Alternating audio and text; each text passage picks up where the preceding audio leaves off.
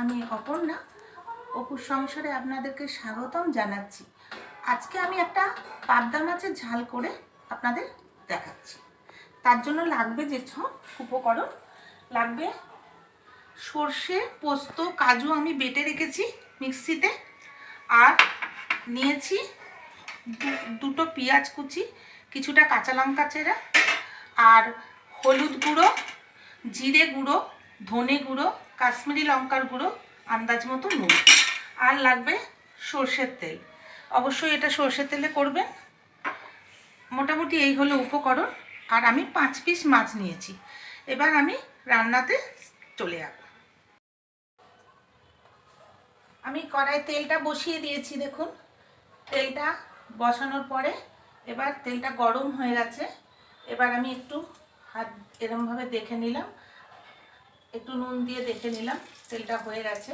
এবার আমি মাছগুলো একটা একটা করে ছেড়ে দেবো।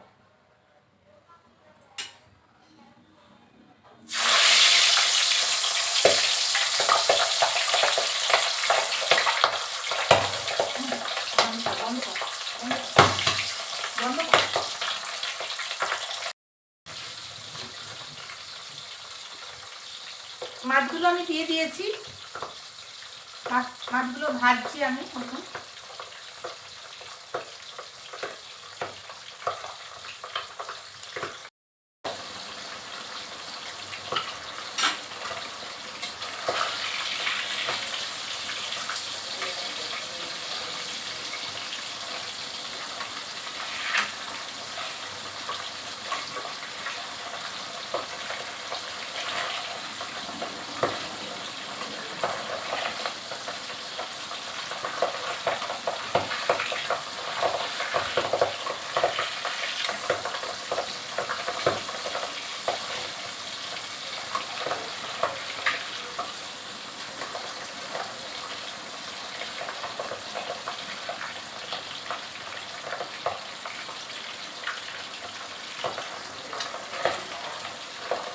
মাছগুলো আমি একটু উল্টে দিলাম।